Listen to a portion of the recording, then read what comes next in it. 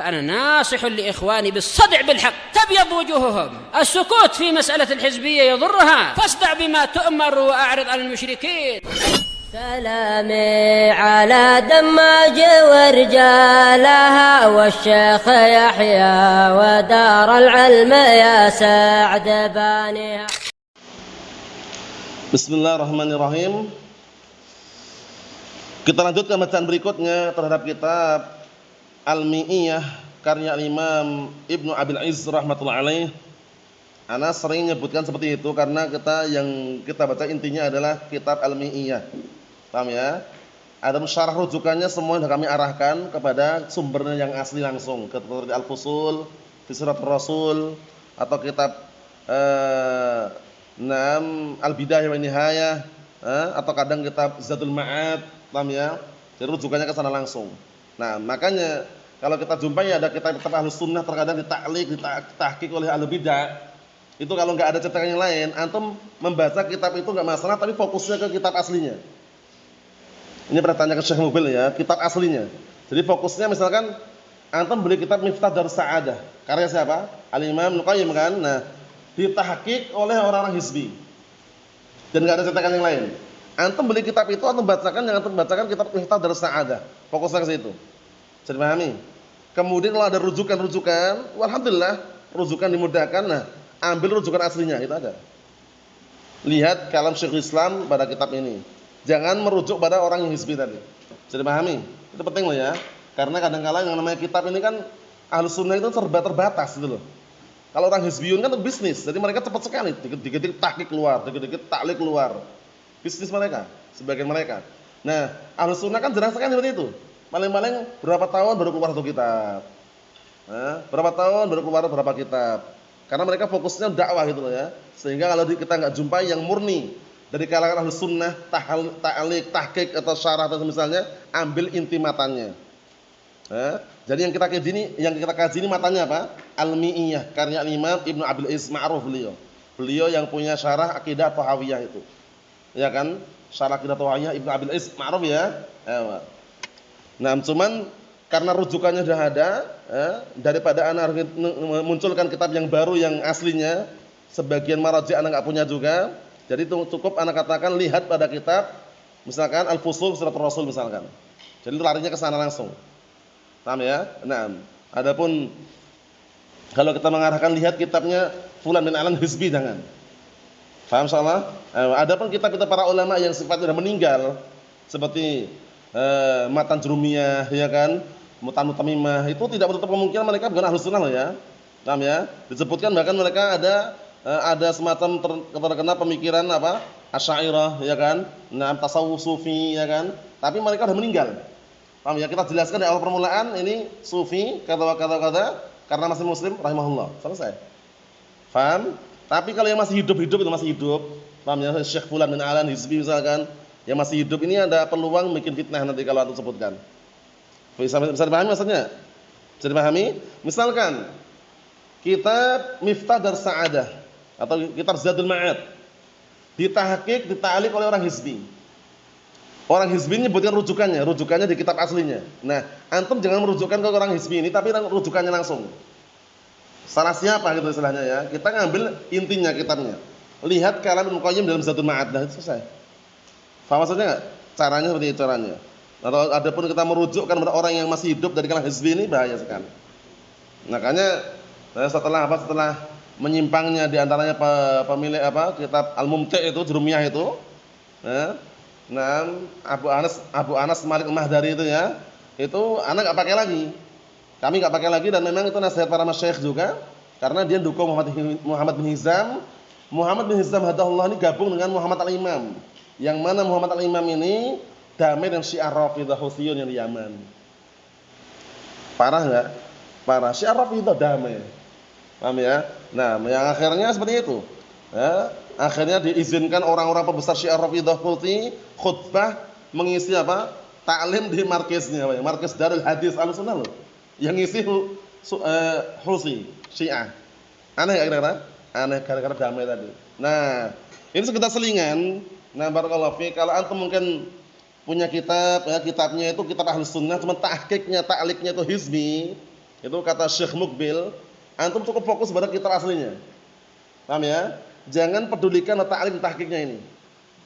Paham? Kalau dia merujukkan rujukan yang aslinya, mu'tamad, nah, antum cukup merujukkan rujukan yang aslinya. Bisa dipahami enggak? Seperti itu, paham ya? Kita lihat. Kita sekarang membahas kisah perang Dzuqarad. Diperhatikan Dzuqarad ini, rujukannya kitab Al-Fusul Siratul Rasul. Al-Fusul fi Siratul Rasul. Rujukan yang kedua kitab barakallahu fiik, Usudul Ghabah. Usudul Ghabah itu kitab terjemah para sahabat. Kita baca, wa Dzuqarad ay ghazwatu Dzuqarad, perang Dzuqarad. Wa kanat ba'da ghazwati Bani Lihyan bilayalin. Waktu terjadi setelah perang Bani Lihyan. Tahun berapa kemarin perang Bani Lihyan? Izam. Perang Bani Lihyan kemarin tahun berapa? Ini terjadi setelah perang Bani Lihyan beberapa hari setelahnya. Kemarin Bani Lihyan sudah kita lewati.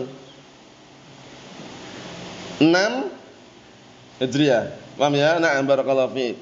Qala al-Hafidz Ibnu Katsir fi kitabih Al-Fusul, "Tsumma akhara ba'da qudumihi al-Madinah bi layalin Uyainah ibn Hisn fi Bani Abdullah bin Khatafan ala liqahin Nabi sallallahu alaihi wasallam." Perhatikan kisahnya ini. Nah, barakallahu fiik. Disebutkan oleh Al-Hafidz Ibnu Katsir di dalam kitab Al-Fusul. Kemudian kisahnya waktu itu Rasulullah SAW setelah datangnya beliau ke Madinah dengan beberapa hari, tiba-tiba ada namanya Uyainah bin Hisn nih dari Bani Abdullah bin Khatafan. Mereka menyerbu mendadak. Aghara itu menyerbu mendadak, menyerang mendadak tiba-tiba. Paham ya? Menyerang tiba-tiba.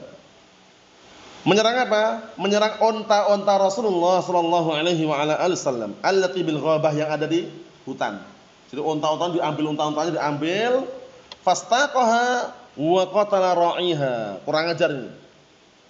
Jadi Uyainah bin Hisn ini mengambil onta-onta Rasulullah yang ada di hutan tadi, diambil, digiring, pengembalanya dibunuh. Sadis ya ini, sadis, paham ya? Dibunuh. Ontanya diambil, pengembalanya dibunuh. Wa huwa rajulun min Ghifar, padahal yang dibunuh itu adalah rajulun, ada salah seorang lelaki dari Bani Ghifar, Al-Ghifari. Paham? Naam. Wa akhadhu imra'atah, kemudian mereka merampas, menculik istrinya. Ya, jadi istrinya diculik, dirampas. Fakana awal man nadhara bihim, yang waktu itu pertama kali dari kalangan sahabat yang apa? Yang memperingatkan mereka Salamah ibnu Aqwa. Salamah ibnu Aqwa. Paham ya? Salamah ibn Amr ibn Aqwa al-Aslami. Masya Allah, ini beliau berani sekali ini. Suman ba'atha fi talabihim masyan, kemudian beliau mengutus agar mencari mereka dalam keadaan jalan kaki. Wa kana la yusbaq. Waktu itu enggak ada yang bisa menandingi, enggak ada yang bisa apa? Nah, barakallahu fiikum, melewati Salamah ibnu Amr ibn Aqwa ini. Faja'ala yarmihim bin nabl. Jadi beliau langsung melempari mereka dengan panah. Jadi mungkin beliau ini jago, penunggang kuda plus pemanah. Tahu enggak? Orang naik atas kuda kemudian memanah. Enggak sembarangan manahnya, plus pemanah tapi jitu gitu loh pemanahnya. Makanya mereka kewalahan, kita lihat. Wa yaqul, seraya mengatakan, "Khudha ana ibnul Aqwa wal yauma yaumur rudda." Ambil nih katanya. Terima nih katanya. Terima panahannya. Paham ya? Nah, aku adalah Ibnu Aqwa. Hari ini hari yang menyedihkan. Karena mereka banyak yang kena. Banyak yang istilahnya ketakutan lah dipanahi pakai panah tadi. Yakni al-li'am, maksud hari ini hari apa? Hari yang penuh dengan barakallahu fiik, kekejian dan juga penderitaan. Wastarja'a amata ma kana fi aidihim, akhirnya dikembalikan. Onta-onta tadi, ya, kebanyakan onta yang berada di tangan mereka yang diambil lagi, dikembalikan lagi. Takut mereka. Walamma waqa'a as-sarikh fil Madinah, kemudian tatkala terjadi teriakan di Madinah, kharaja Rasulullah sallallahu alaihi wasallam fi jama'atin minal fursan. Falahiqu Salam al-Aqwa. Kemudian Rasulullah keluar dengan beberapa jamaah dari kalangan penunggang kuda, mengikuti Salam al-Aqwa, wastarja'u al-liqah. Akhirnya mereka mengembalikan apa? Mengembalikan onta-onta yang merampok tadi itu. Onta-onta dikembalikan. Wa balagha Nabiyyu sallallahu alaihi wasallam, kemudian Rasulullah sampai kepada tempat mata air, yuqalu lahu Dzuqarat ini. Mata air namanya Dzuqarat. Ini masih tahun berapa ini? 6 Hijriah. Jadi perang Dzulqa'dah tahun berapa? 6 Hijriah. Fanahara lakhatan mimmasturji'a. Kemudian beliau menyembelih unta yang dibalikkan tadi, dari unta yang dibalikkan. Wa aqama hunakan, beliau bersinggah bermalam di sana yauman wa lailah, sehari semalam. Tsumma raja'a ila Madinah, kemudian kembali ke Madinah. Faham? Ini kisah perang na'am barakallahu fiik, namanya Dzulqa'dah tahun berapa? 6 Hijriah. Mafhum? Naam. Satu lagi, kemudian beliau ingin umrah dihalang-halangi, yang akhirnya ditunda tahun depan. Umrah apa namanya? Umratul Qadha. Kita lihat. Wasudda an-nabiy sallallahu alaihi wasallam an umratihi lamma qasad. Tatkala beliau ingin umrah, beliau dihalang-halangi. Dan awal mulanya berangkat umrah dihalang-halangi. Enggak boleh umrah oleh orang-orang kufar Quraisy. Kalau umrah itu ke Madinah, ke Makkah. Kalau umrah itu ke Makkah. Kalau ke Madinah ngapain? Kalau ke Madinah biasanya ngapain?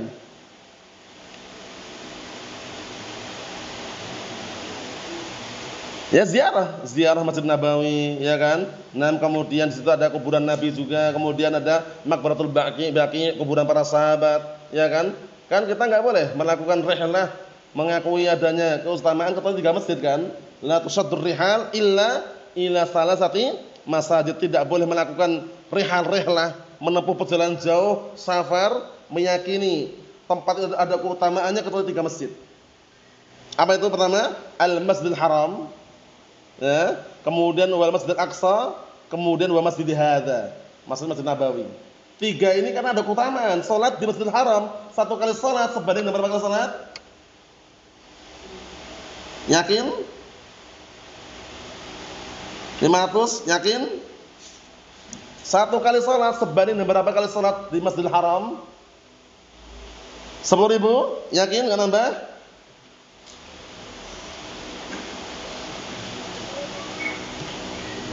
Antum?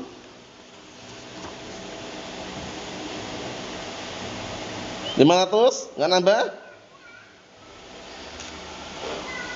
Fathur Rahman tahu? Ayo, coba. Antum. 1 kali salat di Masjidil Haram sebanding dengan berapa kali salat? 100.000 dikondisikan, 100.000. Kemudian 1 kali salat di Masjid Al-Aqsa sebanding dengan berapa?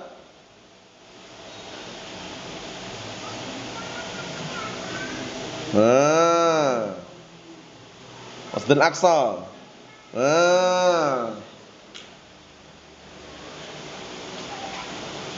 Jangan tengok.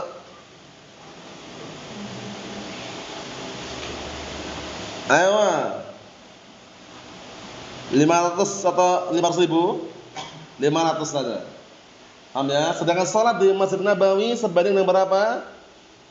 Barakallahu fiik antum? 1.000. Itu kondisikan kaidah itu ya. Nah, makanya keutamaannya besar sana. Salat Masjid Nabawi 1 kali salat sebanding 1.000. Salat Masjidil Haram 1 kali salat sebanding 100.000 kali salat. Salat di Masjid Aqsa sebanding dengan 500 kali salat. Dikit lagi. Nah, waktu itu Rasul dihalang-halangi ketika ingin umrah. Ketika beliau menuju ke Mekah mu'tamiratu umrah. Wa kana dzalika fi sanah sadisah minal hijrah. Ingat-ingat umrah pertama kali Rasulullah dihalang-halangi tahun berapa? 6 Hijriah. Fi Ghazwatil Hudaybiyah namanya. Kisah Ghazwah Al-Hudaybiyah, dikenal dengan Sulh Al-Hudaybiyah. Dihalang-halangi tapi ada damai itu. Tapi damainya ini secara zahir merugikan kaum muslimin, tapi sebenarnya ada keuntungan juga gitu loh. Cuman merasa dirugikan karena enggak boleh masuk selama sekian ya kan, nah waktu ya kan, kemudian banyak yang dirugikan kelihatannya ya, tapi ada kesempatan untuk apa? Berdakwah. Kita lihat haitsu kharaja alaihi wasallam fi alf wa nayif min ashabihi radhiyallahu anhum. Enggak sedikit loh ya, yaitu ketika Rasulullah waktu itu keluar dengan jumlah kurang lebih apa? 1.000 ya. Alf wa nayif kurang lebih 1.000-an dari kalangan para sahabat, banyak berarti. Paham ya? Walam yatayassar lahumul umrah fi tilka safarah. Padahal 1.000 orang lebih ini safar atau umrah itu enggak dimudahkan. Dalam artian enggak dimudahkan untuk apa? Umrah tolak. Bayangkan 1.000-an padahal. Paham ya? Nah, 1.000-an lebih itu tolak. Wa tasalahu ma'a Quraisy 'ala syurut. Kemudian mereka melakukan perdamaian bersama orang Quraisy di atas syarat. Wa yakunul i'timar minal 'amil qabil. Umrahnya tahun depan. Dihalang-halangi Berapa tadi sekitar berapa? 1000 lebih dihalang-halangi enggak boleh umrah, kalau umrah tahun depan katanya. Paham ya? Walam ya'tamir sallallahu alaihi wasallam fi tilkal ghazwah, kemudian di perang tersebut ghazwah Al-Hudaybiyah beliau tidak apa? Tidak jadi umrah. Wa kanat hadhil hudnah, dan waktu itu hudnah itu apa artinya? Damai sementara, gencatan senjata istilahnya. Pada gencatan senjata atau damai sementara ini alati bainahu wa bainal musyrikin, yang terjadi antara beliau dengan orang musyrikin, tu'addu minal futuh al-azimah, dihitung termasuk apa? Kemenangan yang besar. Mungkin ada seakan-akan dohirnya itu merugikan, yang 1000 orang loh berangkat, sudah mendekati ternyata ditolak, karena kayaknya rugi. Tapi ternyata barakallahu fiik disebutkan para ulama di antaranya oleh Asy-Syaikh Ibnu Katsir rahimatullah alaih, termasuk apa? Keberuntungan. Kama qala dzalika Ibnu Mas'ud radhiyallahu anhu wa khairu, sebagaimana diucap oleh al-Imam sahabat yang mulia Abdullah bin Mas'ud dan juga yang lainnya. Ini dikenal dengan Sulh Al-Hudaybiyah. Paham ya? Umrah yang dihalang-halang ini tahun berapa tadi? 6 Hijriah. Kemudian tahun depan Rasulullah umrah apa namanya? Umratul Qadha. Pernah dengar itu? Umratul Qadha itu umrah penunaian, karena umrah menggantikan yang dulu enggak jadi, kemudian dijadikan. Paham ya? Untuk umrah tersebut. Wallahu a'lam bissawab. Walhamdulillah.